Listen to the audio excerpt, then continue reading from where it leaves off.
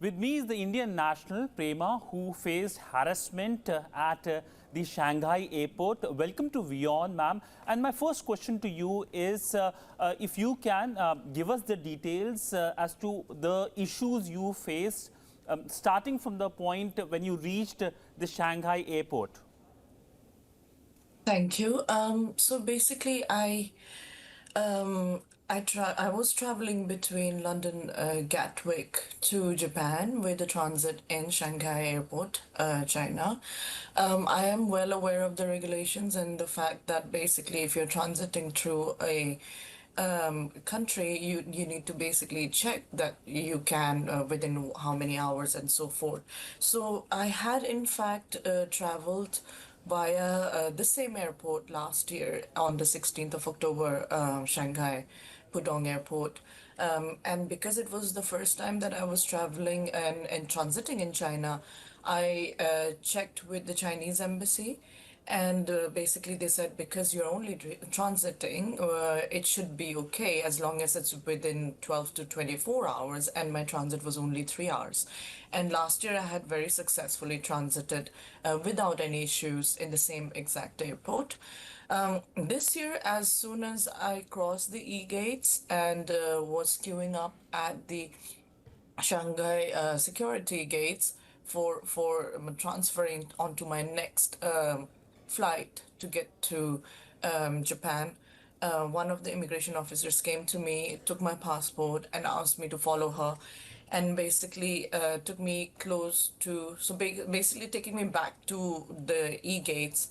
Just next to the e-gates is the manual counter for immigration. And she went on to say, look at my passport and point at Arunachal and say, Arunachal, not part of India, part of China. And basically, that my Indian passport was invalid. Obviously, a very confusing moment at that time because I have always used my Indian passport everywhere else. And she refused to accept an Indian passport as a form of travel document, and in fact, calling it invalid because on grounds that she claims that Arunachal Pradesh is part of China and not India. So then another immigration officer came, and she was basically taking me from that part of the airport to another part of the airport, closer to the China Eastern Airline transfer desk. And opposite them was a smaller immigration desk. And basically, even between the walk from that part of the airport to the other, um, the immigration officer, the second immigration officer, was quite rude. And she basically went on to say, why don't you apply for a Chinese passport? We cannot let you go. Your Indian passport is completely invalid. And if you want us to let you go, you need to apply for a Chinese passport. Now, obviously, my next flight was within 3 hours, and there is no way that I could apply for a Chinese passport just to be able to transfer. And that was just a harassing comment and basically a mocking statement. They wouldn't be actually giving me Chinese citizenship based on ignoring the fact that I actually have a valid Indian document, the Indian passport. And how did Um, so go continue, ma'am? on, please. So my So question after was, how did the Indian officials, the Indian Consul General Pratik Mathur helped you? The Indian officials helped you? So, I mean, to be honest, it was very kind of the Indian embassy to finally step in and come to the airport. And um, uh, it was only after I rang them, and it was after 10, 12 hours of this ordeal, waiting there, not getting an answer from the immigration. And they basically said to me, go back to your country or go back to UK.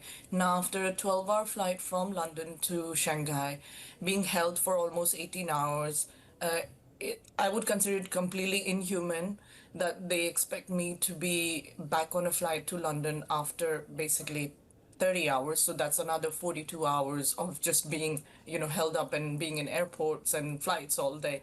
And the Indian officials, obviously, after I rung them. So I had no access to the internet. The internet was very, very slow, as well as it did not give me access even to something as basic as Google. So Google wouldn't open, WhatsApp wouldn't open, none of the social media channels would open. I think China operates their own equivalent of Google search machine, or maybe something equivalent to, I think WeChat is what it's called in China for WhatsApp. So none of that was working, and I couldn't contact my family. So after about 10 hours, or 8 10 hours, I asked them that I need access. I need to be able to contact my family, or at least get access to a lawyer, because you're not giving me a definitive answer. There is no written law, there is no document, there is nothing you can actually say for dismissing my Indian passport. And because I pressured them a bit, they gave me their landline, which I used to call my friends in UK, and get hold of the Indian embassy's phone number in Shanghai. Sorry. So the Indian officials actually were very kind to bring me food, because even the Shanghai immigration, as well as the China Eastern Airline, would not provide me food.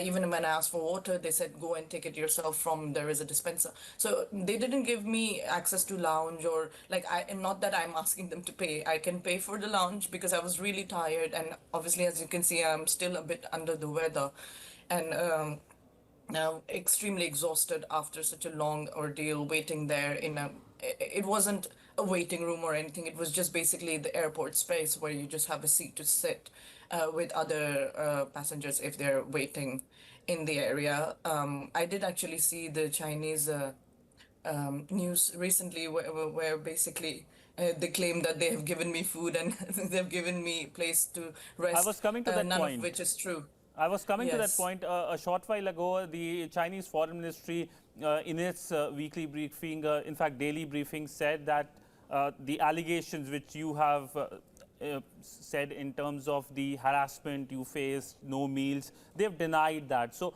what is your reaction to Absolutely. the Chinese side? Absolutely. I mean, when I asked them that I haven't eaten, I was coughing a lot, still under the weather, and they just said, I said, at least give me water, and they said, oh, there is a dispenser near the toilets, you can go there. They actually, after a lot of asking them, but how can you not give me access to food or lounge? Like, I want to go and buy some food. They just gave me some dry biscuits, which was like very tasted like cardboard, and I actually shared it with gave it to another elderly passenger who was waiting there for such a long time. But no, they didn't give me food. I wouldn't consider a dry biscuit to be food. um, and obviously, the whole ordeal is basically, they're saying it's not the transit that's an issue.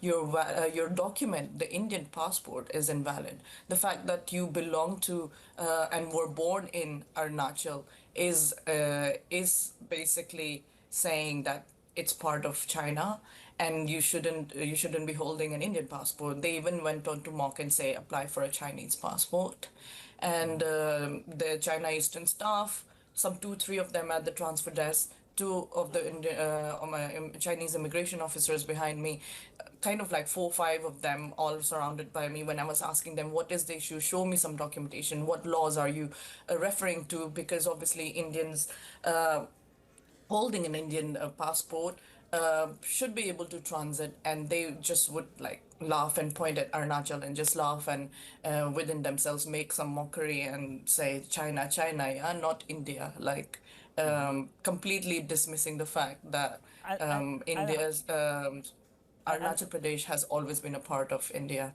And how do you see Indian government's reaction? The Indian government has strongly taken up the matter both here in Delhi and in Beijing, reiterating that, as you said, Arunachal Pradesh is part of India, something that is a strong message from the Indian side. So what's your view about the Indian government's stance supporting its national, which is essentially showing that how Indian government is reaching out to any national in a problem?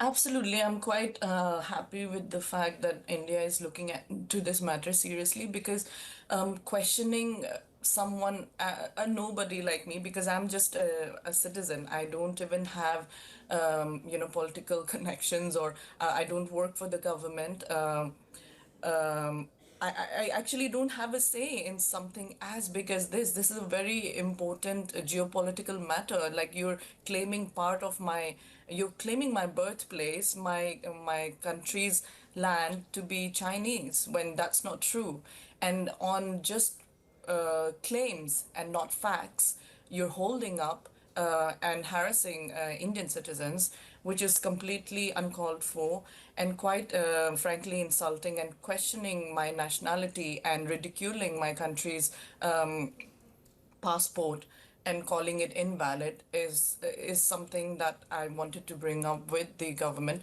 Obviously, I am an avid traveler. I've traveled to about 58 countries, and everywhere the Indian passport has been very widely accepted and been recognized, but apparently not in China. Mhm. And ma'am, how do you see your face, you becoming perhaps that moment when it comes to India-China relationship, looking recent, but this development has cast a long shadow. Do you think that it is going to impact the relation perhaps in terms of the positive trajectory they were witnessing, but now this incident has happened? I mean, to be honest, I don't have a place to speak anything on the political issues. All I wish for is world peace and, having friendly relations with our neighboring countries. And it's just very unfortunate that, I mean, perhaps because there is no law to say that, and there is no written claims. So I don't know if it's the Chinese government, or if it was just the officials um, picking and choosing a moment to harass a citizen of India, because it's quite bizarre to me that they would harass someone who is not in the political realm, without any political background, or not working for the government in India, to be answerable to questions like whether or not my birthplace is part of India or not. And very proudly and very rightly so, stating the facts, Arunachal has always been part of India. Um, so it is quite concerning that they can blatantly call Arunachal part of China. Obviously, my attempt is not to disturb the peace between our countries. I would always like to speak for India and for the peace of between our countries, but definitely in a friendly when we are approaching a friendly arrangement between India and China, I would expect that China, while shaking hands with our in India on the front, does not act against what they're trying to propagate to the world, because on the face of it, it looks like they are trying to build good relations with us, but at the same time they're harassing India's citizens on completely claims and not facts. Mhm. My last question to you is you look visibly tired with the ordeal, shaken by the ordeal. Are you scared next time when it comes to traveling or perhaps transiting I'm through China? definitely not entering China, no. I mean, because what's very inconsistent is the fact that I did actually transfer via the same airport last year on the 16th of October 2024, on grounds that I actually called the Chinese embassy and they said there wasn't an issue. So it could be that they picked and choose when to harass an Indian national and when not to, because the same passport was used last year to transfer from Shanghai, which I comfortably did so. I mean, what has changed since then? There is no written law. If there was, it should be truly rightly communicated and resolved with India on a very diplomatic manner, because simply calling or renaming states of places in my country and calling it theirs wouldn't actually solve the issue. Um, and yes, the same type of issues shouldn't be faced by in other Indian nationals, and especially people from Arunachal. That's my only aim, which is why I've stood forward for this. It's to raise awareness and for India to look at it more strictly, because such ordeals shouldn't be dealt with individuals, but in fact on a more diplomatic level with the government of India. Well, on that note, thank you so much, ma'am, for speaking to WION. Thank you. Thank you.